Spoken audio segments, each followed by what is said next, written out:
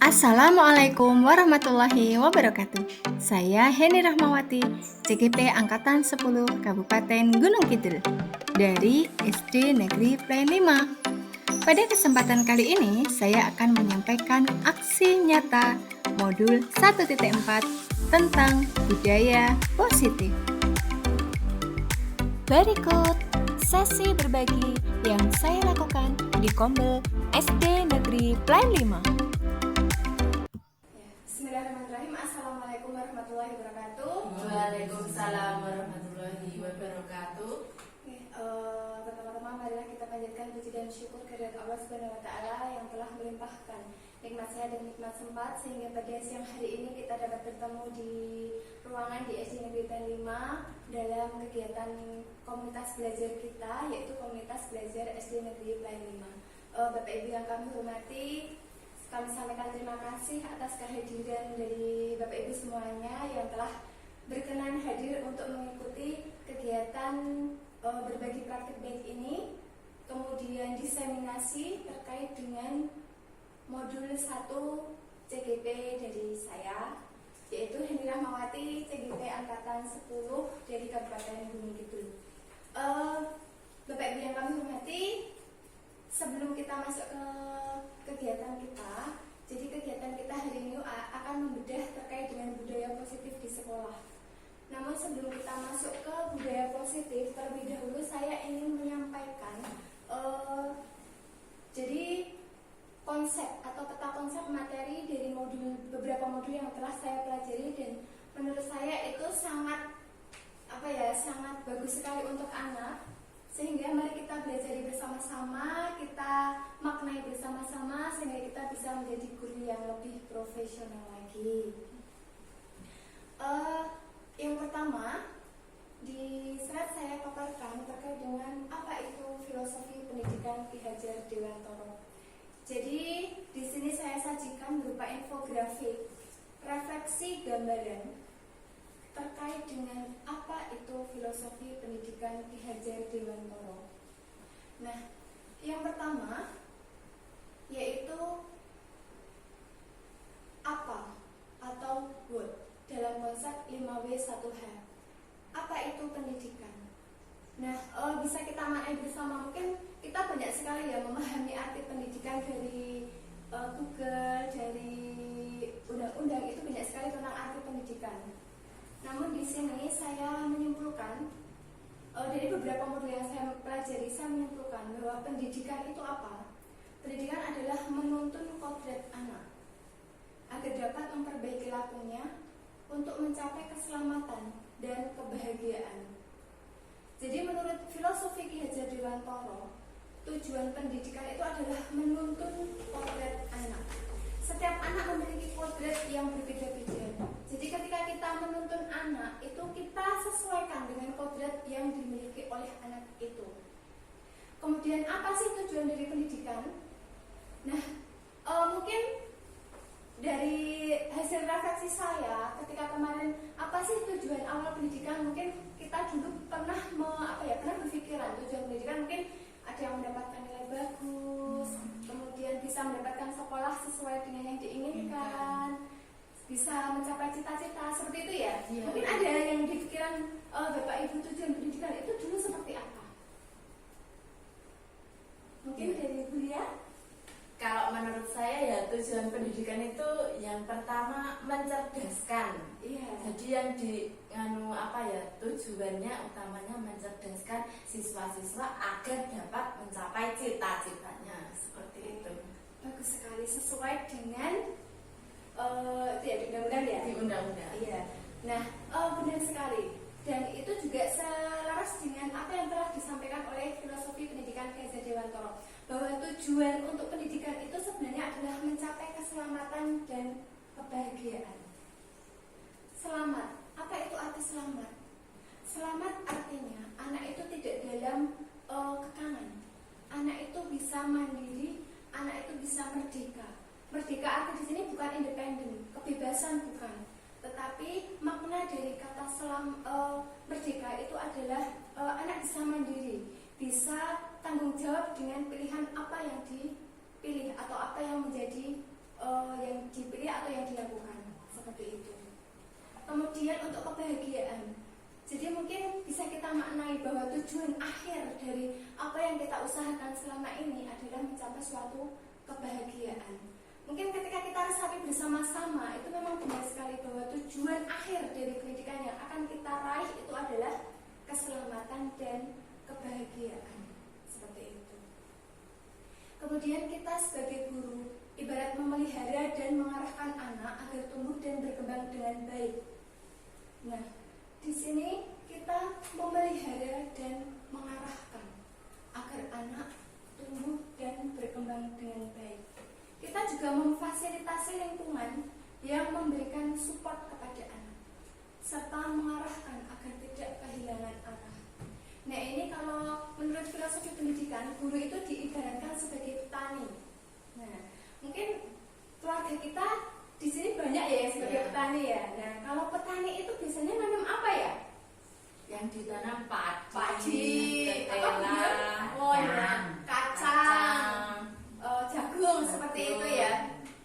Nah, ternyata ini sesuai dengan konsep pendidikan filosofi Ki Hajar Dewantara bahwa guru itu adalah petani. Kenapa guru diibaratkan petani? Karena ketika seorang petani itu menanam jagung, dia tidak mengharapkan jagung itu tumbuh menjadi padi.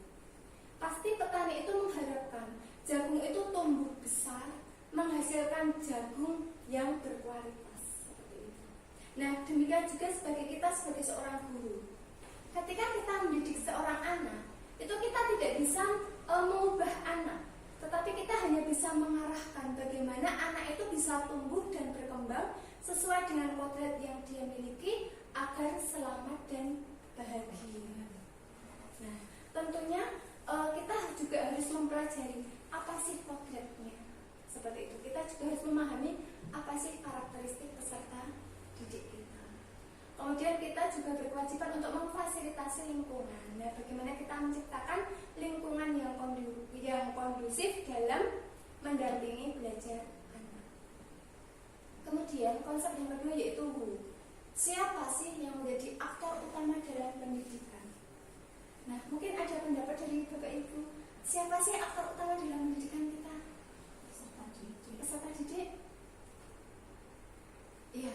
Nah, jadi di sini aktor utama dari pendidikan itu adalah murid. Karena kita juga akan mengembangkan kemampuan murid.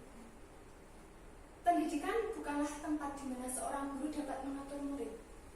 Pendidikan yang sebenarnya adalah pendidikan yang berhamba pada anak, yaitu pendidikan yang berpusat atau berpihak pada murid. Jadi ketika kita mendidik anak, itu bukan kita yang meminta anak menyesuaikan diri dengan kita, tetapi bagaimana kita bisa menyesuaikan diri anak, kita mengarahkan untuk mencapai titik terbaik dari anak tersebut. Kemudian berikutnya yaitu when. Kapan? Kapan pendidikan dimulai? Nah, di sini tuntunan dalam kehidupan manusia sama artinya dengan soal perlu tidaknya pemeliharaan pada tumbuh kembangnya tanaman. Mungkin tadi diibaratkan ketika petani menanam jagung, dia pengen jagungnya berkualitas, otomatis dia menciptakan kondisi di sekitarnya agar jagung itu bisa tumbuh dengan baik. Mungkin dengan diberi pupuk, diberi air yang cukup, sinar matahari yang cukup, seperti itu. Nah, hal ini dapat dimaknai juga bahwa ketika kita memberikan tuntunan kepada anak, itu sebaiknya dimulai dari masa pranatal hingga postnatal. Mungkin ketika kita akan menanam jagung itu kita juga melihat benihnya bagaimana, seperti itu. Jadi untuk menghasilkan benih yang terbaik, kita mulai dari pranatal. Nah, ini Bu Alfrita bisa disiapkan ini dari pranatal. Nah, sebelum lahir.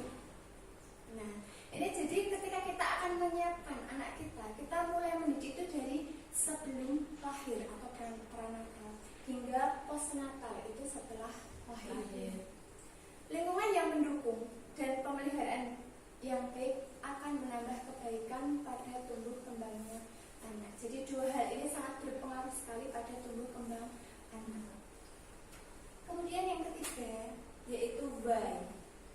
Mengapa pendidikan harus diberikan? Nah, melalui tuntunan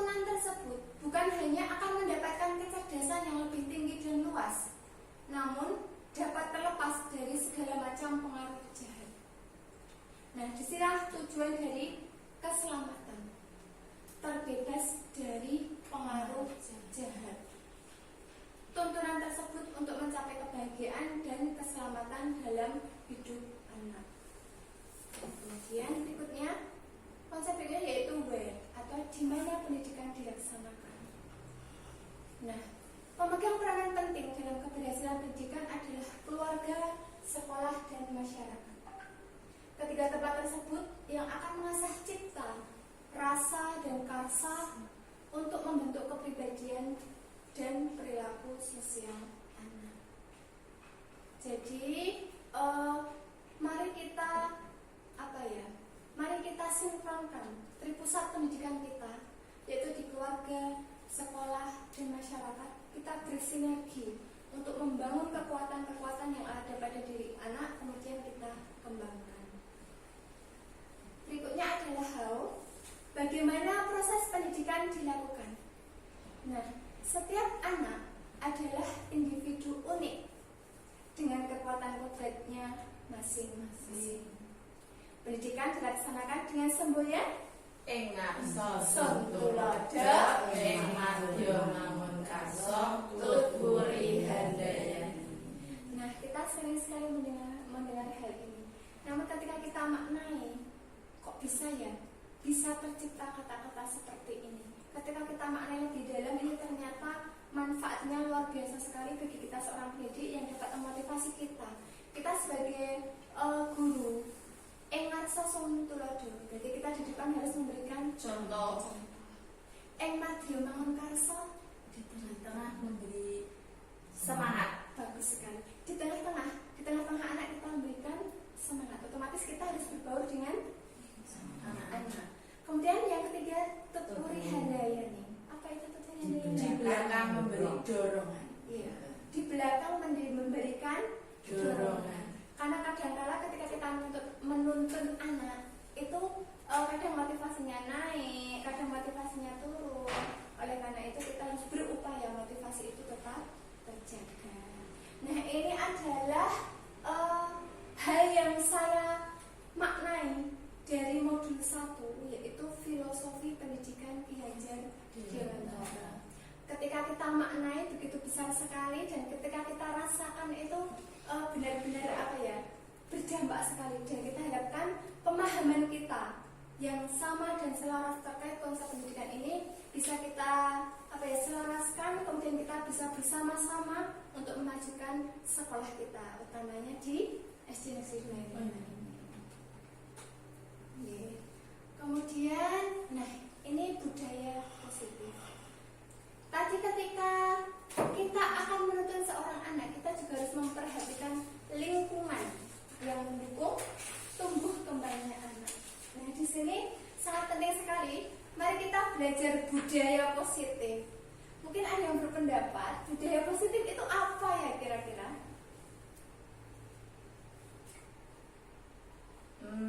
Saya. Oh iya. Menurut saya adalah budaya itu ya kebiasaan yang terdapat di suatu tempat, kalau kita ya di sekolah, dan itu ya yang positif. Ya seperti kalau ada budaya 7S, senyum salam sapa, itu termasuk ke budaya positif, seperti itu. Iya, bagus sekali. Terima kasih Bu Ini. Iya, sama-sama. Ada pendapat yang lain terkait apa sih budaya positif itu? Sama ya. Oh, sama. Misalnya ada mengantri, ada Oh iya, mengantri, kerja bakti. Oke. bersikap sopan santun. Oh iya. Nah, bagus sekali ya, budaya positif. Budaya, otomatis budaya itu adalah kebiasaan yang sudah kita lakukan secara berkelanjutan dan terus menerus. Kebiasaan yang dilanjutkan terus menerus itu menjadi suatu budaya. Nah, di sini budaya positif berarti ada kebiasaan-kebiasaan positif yang menjadi budaya atau sudah dilaksanakan secara konsisten. Nah, di sini budaya positif merupakan transformasi pendidikan. Nah, ini bagaimana kita mengubah pendidikan melalui pendekatan budaya yang positif. Jadi ketika anak sudah memiliki kodrat, kemudian kita dukung dengan budaya yang positif, itu setidaknya akan semakin mengembangkan potensi yang ada pada diri anak. Iya, betul sekali. Nah, budaya positif ini sebagai transformasi pendidikan sesuai dengan filosofi pendidikan Ki Hajar Dewantara. Apa sih filosofinya tadi pendidikan Ki Hajar Dewantara? Pendidikan yang memerdekakan manusia. betul sekali. Pendidikan yang menuntun dan memerdekakan manusia. Kita sebagai guru dalam pendidikan bukan menuntut ya, tetapi kita lebih ke menuntun. Jadi ketika mungkin dulu ketika kita seksi kolaborasi ya di antara CGP itu ada kita yang diberi diminta untuk mengungkapkan menuntun itu. Ketika ada kata menuntun, apa sih yang kita bayangkan? Nah, mungkin kita bisa membayangkan ya, kita sebagai orang yang lebih dewasa, kita menuntun anak yang lebih kecil, bahkan anak-anak kita. Nah, ketika ilmu ini kita terapkan, ini tidak hanya untuk anak didik kita, tapi bisa kita kembangkan untuk anak-anak kita di rumah. Kita sebagai ibu rumah tangga, kita sebagai kepala keluarga, ini sangat bermanfaat sekali. Ketika kita memaknai bahwa pendidikan itu adalah menuntun. Kemudian pendidikan yang menuntun ini sesuai dengan teori kontrol dari William Glasser. Nah, ini penting sekali ketika kita maknai bersama. Apa sih teori kontrol itu? Yang pertama, kita tidak bisa mengontrol orang lain, namun kita bisa mengontrol diri kita. Kita tidak bisa mengontrol orang lain, tetapi kita bisa mengontrol diri kita. Gimana nih kira-kira pendapatnya? Kita tidak bisa mengontrol orang lain, Namun kita bisa mengontrol diri kita. Itu artinya siapa yang bisa mengendalikan diri kita? Diri kita. Diri kita. Kita bisa nggak mengendalikan diri orang lain? Tidak. Nah, tidak bisa. Karena yang bisa mengontrol diri seseorang itu hanya dirinya sendiri. Nah, disinilah makna disiplin. Artinya, belajar kontrol diri dengan menggali potensi kita sendiri untuk mencapai tujuan kita sendiri. Tujuan yang mulia, yaitu merdeka berdasarkan nilai-nilai yang kita hargai. Mungkin ketika kita makan, nah mungkin yang ringan-ringan saja gitu ya. Ketika kita makan, nah kita bisa mengontrol diri kita. Ketika kita sudah selesai makan, apa yang harus kita lakukan? Mungkin kita membersihkan piring kita meletakkan di tempat yang seharusnya. Namun ketika di rumah ya, kita meminta anak kita untuk meletakkan itu akan susah sekali. Mungkin butuh diingatkan berkali-kali, gitu ya. Itu kenapa? Karena yang bisa mengontrol diri seseorang itu hanya dirinya sendiri. Inilah teori dari William Glasser. Nah, oleh karena itu kita lanjut ke kedua. Semua perilaku memiliki tujuan. Nah, harus kita maknai dan kita yakini bahwa setiap kita berperilaku, kita memiliki tujuan. Ini ada hubungannya dengan teori motivasi. Mungkin motivasi selama ini yang kita ketahui ada dua ya. Motivasi intrinsik dan ekstrinsik. Iya, benar sekali. Nah, menurut teori William Glasser, teori motivasi itu ada tiga. Yang pertama adalah untuk menghindari hukuman. Yang kedua, untuk mendapatkan imbalan atau hadiah. Dan yang ketiga adalah untuk menghargai diri sendiri. Nah, mungkin kita bayangkan kepada anak didik kita. Ketika kita memberikan soal evaluasi misalnya, atau ketika anak menjawab pertanyaan dari gurunya, mungkin ada motivasi di situ ketika anak menjawab pertanyaan guru. Mungkin untuk menghindari hukuman atau mendapatkan imbalan atau hadiah. Mungkin juga anak sudah mulai menghargai diri sendiri dengan menjawab pertanyaan itu adalah suatu kebanggaan. Nah, dari 3 tujuan ini, manakah kira-kira yang terbaik? Yang terbaik berarti paling baik. Dari nomor 1, 2, dan 3. Tujuan manakah yang kira-kira terbaik? Iya. Kalau menurut saya ya untuk menghargai diri sendiri. Iya. Tetapi pada kenyataannya Nah. banyak itu karena takut nanti kalau mendapat hukuman. mendapat hukuman. Nah. Contoh, Iya. kalau Mas A tidak selesai, nanti istirahatnya mundur sampai nunggu si A selesai. Nah, jadinya kan dia baru termotivasi terus baru cepat-cepat dikerjakan. Iya. Iya. Tidak apa-apa. Memang tujuan dan motivasi ini bisa bertahan.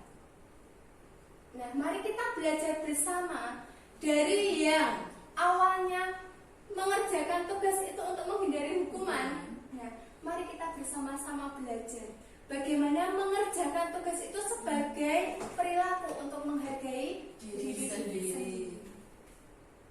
Nah, seperti itu. Jadi untuk menghindari hukuman itu sifatnya lebih ke motivasi ekstrinsik atau motivasi yang berasal dari luar.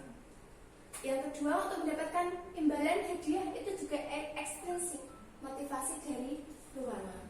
Namun yang paling baik adalah motivasi intrinsik, yaitu untuk menghargai diri sendiri.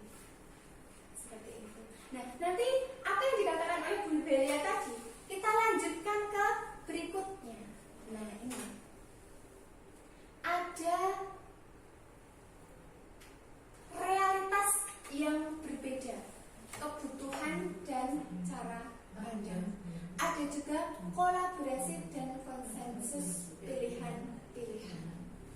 Nah, kita lanjutkan yang ketiga dulu, yaitu kolaborasi dan konsensus pilihan-pilihan. Nah, ini berdasarkan William Glasser, teori kontrol. Kita sebagai guru itu bisa mengontrol anak, tetapi tidak bisa mengendalikan, karena yang memiliki kendali hanya diri anak sendiri. Ketika kita memberikan kontrol kepada anak, di sini ada beberapa teori kontrol. Yang pertama adalah penghukum. Nah, yang kedua adalah pembuat rasa bersalah. Ketiga, teori kontrol sebagai teman. Yang keempat, pemantau. Dan yang kelima adalah sebagai manajer. Nah, teori kontrol sebagai penghukum. Nah, ini sebaiknya di antara 5 teori ini akan lebih baik dan bermakna untuk siswa ketika kita melakukan teori kontrol sebagai manajer. Karena teori kontrol sebagai manajer ini akan memberikan motivasi intrinsik untuk anak. Kita gali lebih dalam lagi. Yang pertama, penghukum. Nah, ini artinya ketika kita mengontrol anak, itu biasanya ditandai dengan misalnya, kalau tidak tiket nanti dihukum, kalau terlambat nanti dihukum.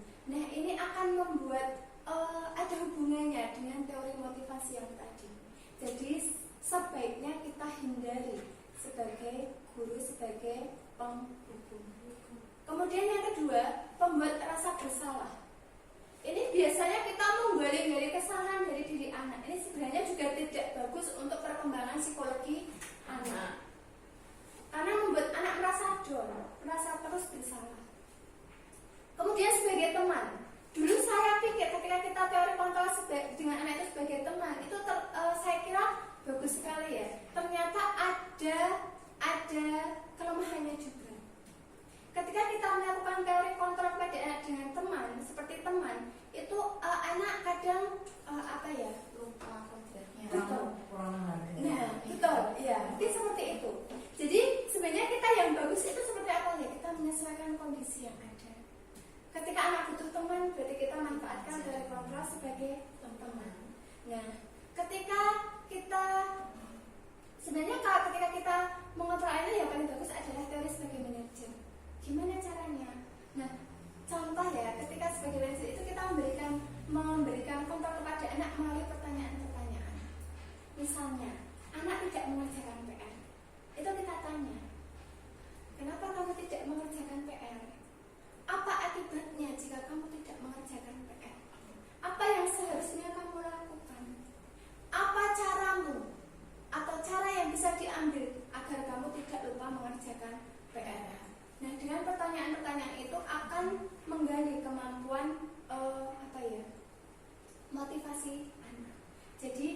kita bersama-sama menerapkan teori ini, kita sesuaikan dengan kondisi, kita belajar bersama-sama agar kita lebih bermakna untuk anak, seperti itu. Kemudian berikutnya adalah realitas yang berbeda atau kebutuhan cara pandang yang berbeda. Kita semua menyadari bahwa kebutuhan anak itu berbeda-beda. Realitas kebutuhan dasar manusia itu ada 5. Yang pertama adalah untuk bertahan hidup. Yang kedua penguasaan. Yang ketiga kasih sayang. Keempat kesenangan. Dan kelima kebebasan. Nah, ketika anak ada masalah, kita cari tahu dulu kebutuhan dasar apa yang belum terpenuhi. Mungkin tadi ketika anak tidak mengerjakan PR, nah kita bisa gali di situ alasannya.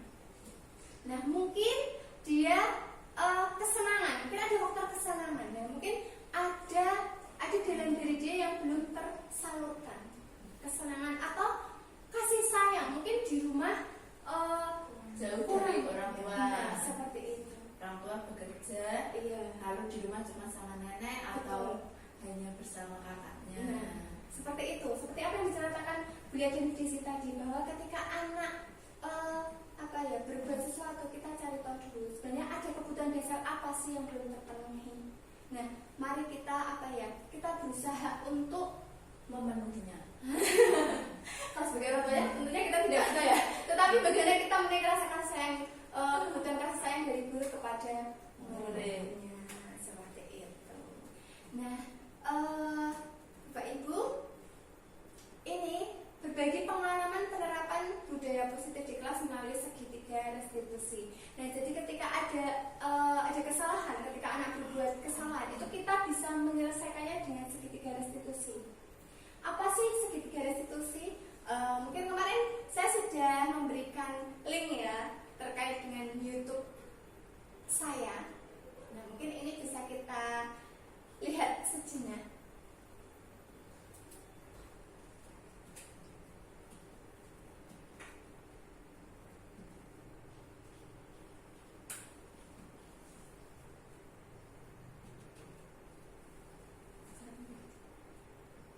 Nah, ini segitiga restitusi.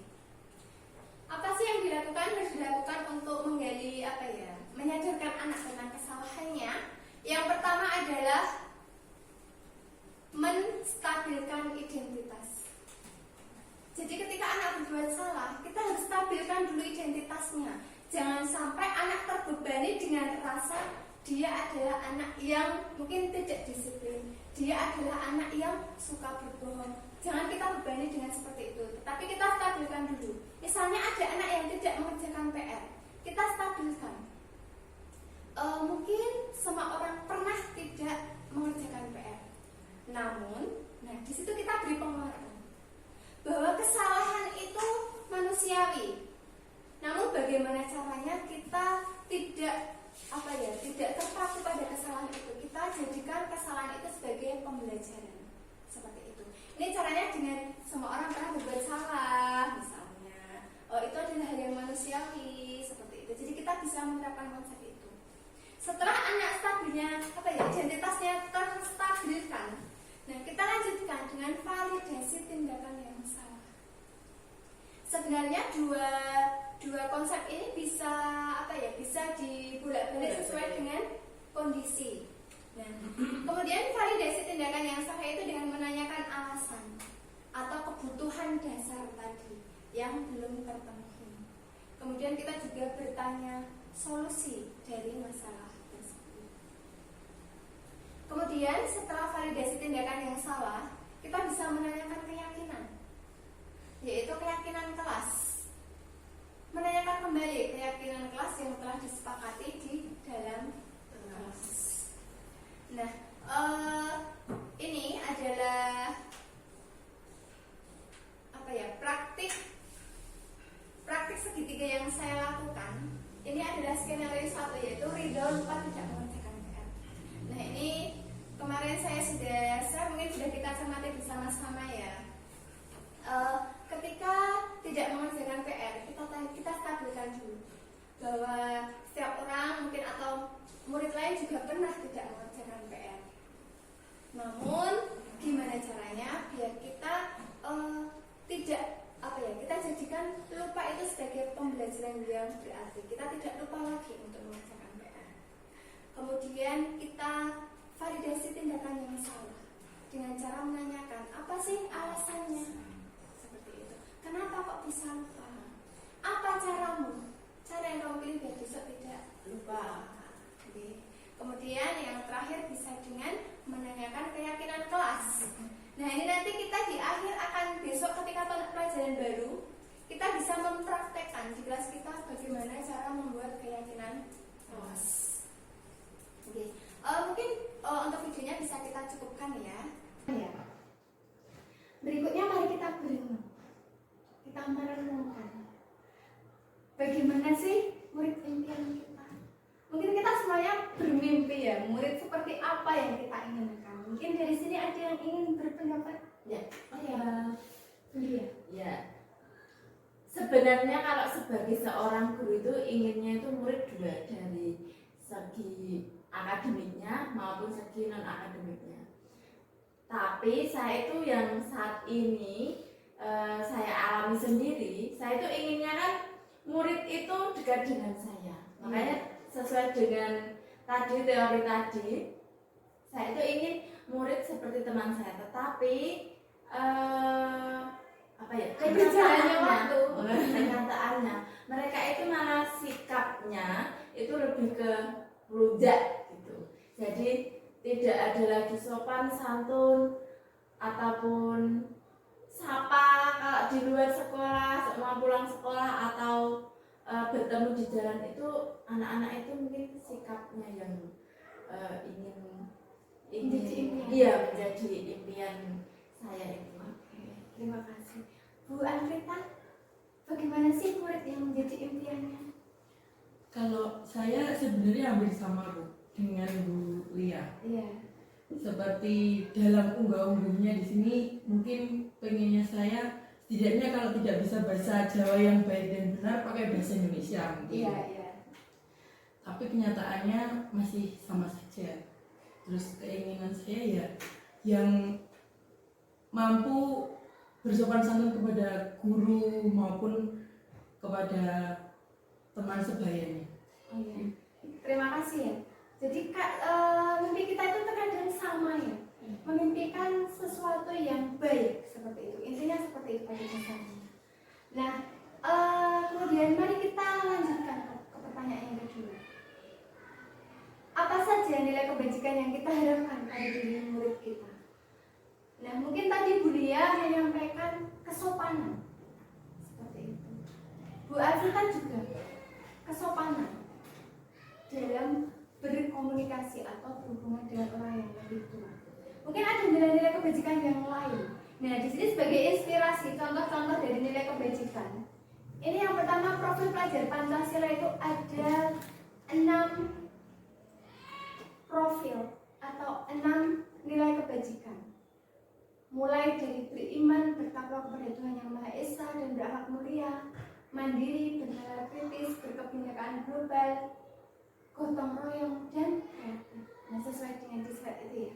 Nah, ada juga nilai kebajikan yang lain, ada toleransi, empati, seperti itu. Nah, mungkin dari apa yang disampaikan tadi, ada beberapa nilai kebajikan. Kesopanan, menghargai, seperti itu. Kemudian ada gotong royong juga, kerjasama, komitmen, rasa hormat. Nah, ini adalah nilai-nilai kebajikan yang bisa kita kembangkan di sekolah kita. Nah, ini ada banyak sekali. Kemudian berikutnya, dari mana kita memulai? Dari mana kita bisa memulai mimpi kita terhadap anak kita? Dari mana kita bisa memulai bahwa nilai-nilai kebajikan itu ada dalam diri murid anak didik kita? Nah, ini dimulai dengan hubungan guru dan murid, di mana kita sebagai guru, tugas kita adalah menuntun sesuai kodrat anak untuk mencapai selamat dan bahagia. Nah, itu tadi teman-teman terkait dengan mimpi-mimpi kita tentang nilai kebajikan dan juga caranya. Nah, ini mumpung di akhir tahun pelajaran ya, bulan Juni. Besok di awal tahun pelajaran baru 2024-2025, tentunya kita akan bertemu dengan anak didik di kelas yang baru.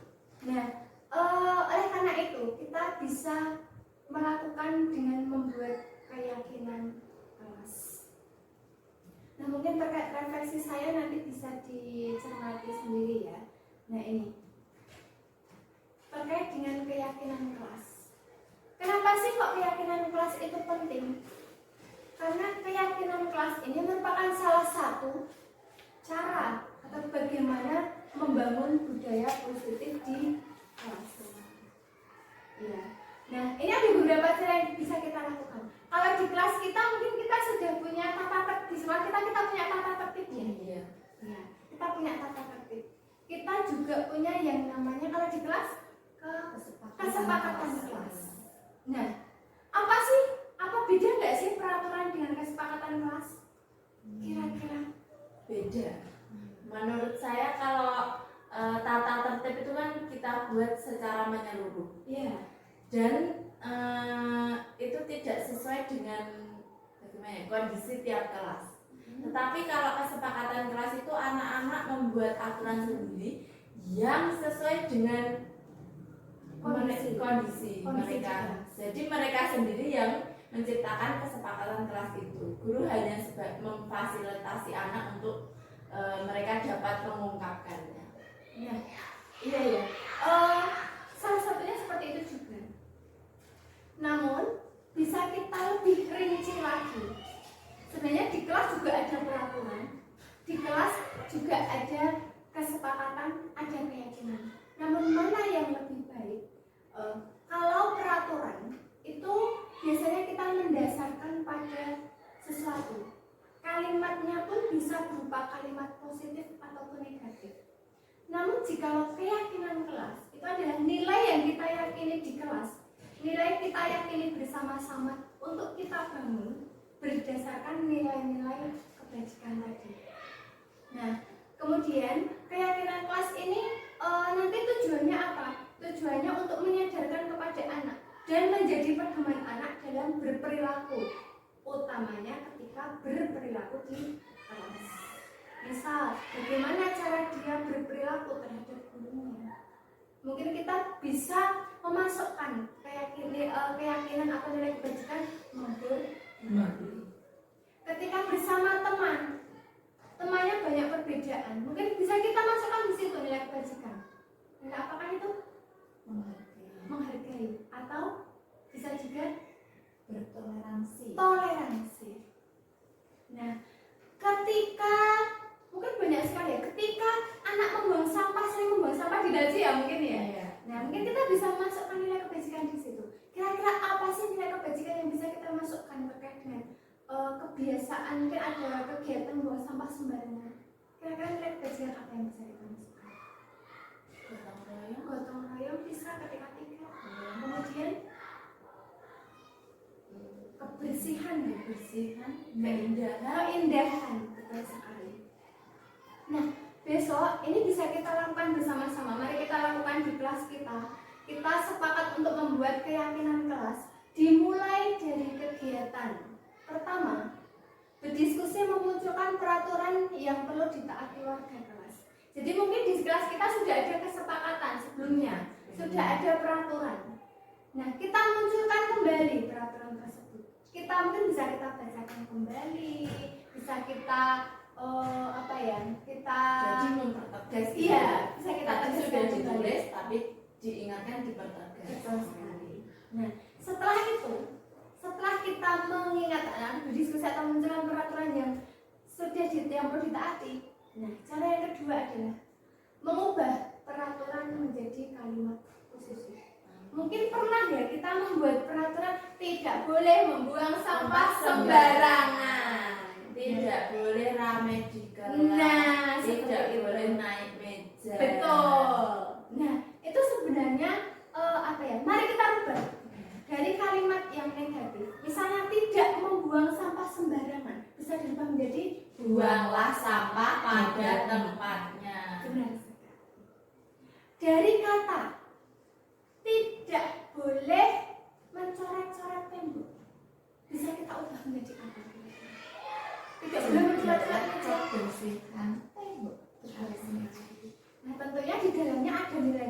positif, nilai-nilai kebajikan yang kita hargai, kita yakini itu adalah nilai yang terbaik. Langkah berikutnya apa? Langkah yang ketiga adalah menghubungkan kalimat positif tadi dengan nilai keyakinan akan nilai-nilai kebajikan. Misal, buanglah sampah pada tempatnya. Otomatis di situ ada nilai kebajikan yang muncul. Apakah nilai kebajikan itu? Menjaga kebersihan, Keindahan, kenyamanan. Mana? Nah, itu bisa kita masukkan seperti itu. Kemudian langkah berikutnya yang keempat yaitu berdiskusi. Gambaran perilaku yang mencerminkan keyakinan kelas. Nah, di sini bisa kita ulas perilaku, mana perilaku yang sesuai, mana perilaku yang tidak sesuai. Contoh yang pertama, tadi buanglah atau membuang sampah pada tempatnya. Mana perilaku yang sesuai? Contohnya, misalnya membuang sobekan kertas hasil membuat karya di tempat sampah. Itu adalah perilaku yang sesuai. Namun, ketika membuang sobekan kertas ke dalam laci, sesuai tidak? Tidak. Nah, anak kita butuh kesadaran akan hal itu. Mari kita sadarkan dengan contoh-contoh yang real di kelas kita, mana perilaku yang sesuai dan mana perilaku yang tidak sesuai. Mungkin bisa kita agendakan besok di hari ketiga ya, kemarin ya yang PPKN PKS. Benar sekali. Nah, setelah anak tahu mana perilaku yang sesuai, mana perilaku yang tidak sesuai, anak sudah semakin muncul keyakinan dalam dirinya untuk melaksanakan nilai kebajikan itu. Langkah berikutnya adalah berdiskusi mengenai peran seluruh warga kelas. Nah, ini merupakan hal yang sangat penting juga. Setelah kita punya peraturan, kita rubah menjadi kalimat positif, kita masukkan nilai kebajikan, kemudian kita berikan contoh perilaku yang sesuai dan tidak sesuai. Hal yang paling penting juga adalah mari kita berdiskusi mengenai peran dari seluruh warga kelas. Masing-masing siswa dalam kelas itu memiliki peran dalam menciptakan kebersihan, dalam membuang sampah di tempatnya. Nah, perannya seorang guru apa? Perannya seorang murid apa? Otomatis kita sebagai guru juga harus memberikan contoh. Ngaso sontur. Otomatis ketika kita memiliki sampah, kita juga harus membuangnya di tempat sampah. Nah, peran sebagai anak, ketika anak murid kita memiliki sampah, dia juga akan mencontoh kita membuang di tempat sampah. Dia memiliki keyakinan bahwa sampah itu harus dibuang di tempat sampah. Membuang sampah di tempat sampah itu adalah salah satu nilai kebajikan, yaitu menjaga kebersihan, menjaga kenyamanan. Dan itu akan semakin lama akan tumbuh motivasi dalam dirinya, motivasi yang sifatnya dari dalam. Bukan motivasi karena takut mendapat hukuman, bukan motivasi karena ingin mendapat hadiah, namun motivasi untuk di dalam menghargai diri sendiri. Nah, itu tadi teman-teman terkait dengan keyakinan kelas. Monggo kita praktekkan besok di kelas kita, karena menurut saya materi ini juga penting sekali. Kadang kalau membaca sendiri itu juga malas, bingung gitu ya. Tetapi ketika kita bedah bersama-sama, ini bisa kita bisa saling mengingatkan, kita bisa saling menginspirasi, dan kita bisa saling memotivasi. Teman-teman, inilah tadi yang bisa saya sampaikan. Semoga materi ini bermanfaat untuk teman-teman semua. Semoga kita bisa memaknai inti dari belajar kita hari ini, dan semoga kita senantiasa menjadi guru yang menuntun anak untuk mencapai keselamatan dan kebahagiaan. Kita sesuaikan bagaimana kita menuntun sesuai dengan kodrat anak. Tapi sebelumnya saya minta minta umpan balik dari teman-teman atas mungkin refleksi diri gitu ya, apa yang sudah terjadi atau apa yang diinginkan atau apa yang akan dilakukan ke depan. Nah mungkin dari teman-teman nanti saya minta tolong untuk refleksi, mungkin 2 orang ya, 2 orang. Semoga dari siapa dulu? Oke, Bu Rizka. Terima kasih Bu Eni atas apa yang telah dipaparkan. Ini materinya sangat luar biasa bagus dan insya Allah bisa kita terapkan di semester depan atau tahun ajaran baru yang akan datang.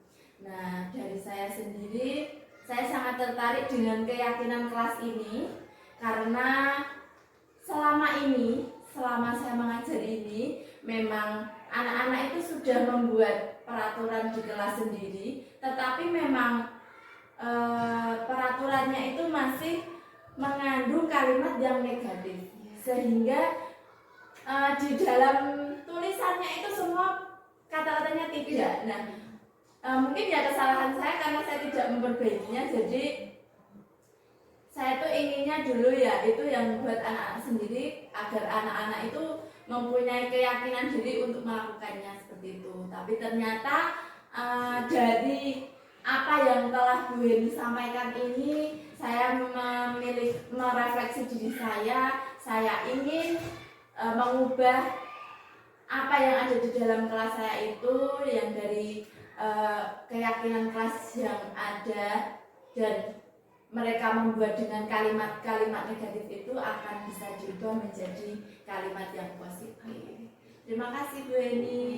Ya, terima kasih Bu ya atas refleksi. Itu adalah suatu bentuk kejujuran yang luar biasa dan pengalaman itu akan membelajarkan kita bagaimana kita untuk menjadi lebih baik.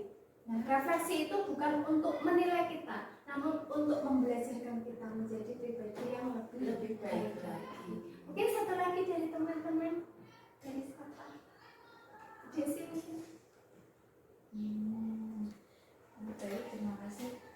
Mungkin kalau dari saya untuk di kelas saya saat ini itu mungkin anak-anak itu kan masih sebenarnya sudah memiliki sebuah kesepakatan kelas atau keyakinan kelas, hanya saja banyak anak-anak itu yang masih melanggar, melanggar sebuah kesepakatan atau keyakinan kelas ini. Dan memang iya betul yang dikatakan oleh Bu Rizka tadi, bahwasanya dalam kami membuat keyakinan kelas itu masih menggunakan kata-kata yang bernada negatif mungkin ya, seperti itu. Jadi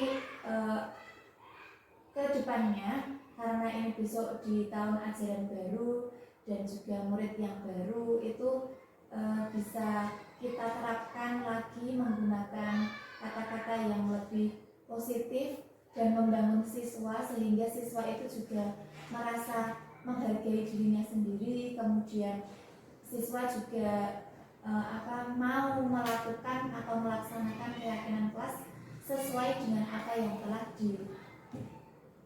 didiskusikan oleh warga kelas itu. Terima kasih Bu Desi, Bu ya, refleksi yang luar biasa sekali, Bapak Ibu guru hebat. Tepuk tangan untuk kita semua. Oke, kemudian teman-teman, kunci dari keberhasilan kita semua ini adalah betapa pentingnya sinergitas, kolaborasi, kontribusi, dan kontinuitas dalam membuat perubahan. Terima kasih, saya akhiri. Wassalamualaikum warahmatullahi wabarakatuh. Waalaikumsalam warahmatullahi wabarakatuh. Assalamualaikum warahmatullahi wabarakatuh.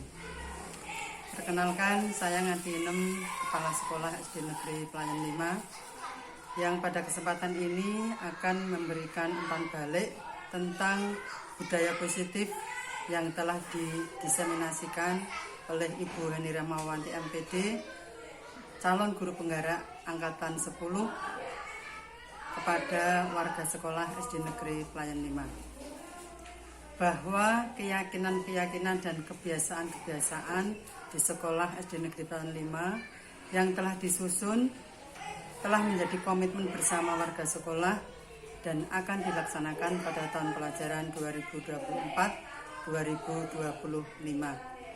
Hal ini dilakukan agar seluruh siswa SD Negeri Pelayan 5 menjadi siswa yang penuh hormat dan bertanggung jawab. Demikian umpan balik saya. Terima kasih. Semoga bermanfaat. Assalamualaikum warahmatullahi wabarakatuh. Demikianlah sesi berbagi yang telah saya lakukan. Terima kasih. Wassalamualaikum warahmatullahi wabarakatuh.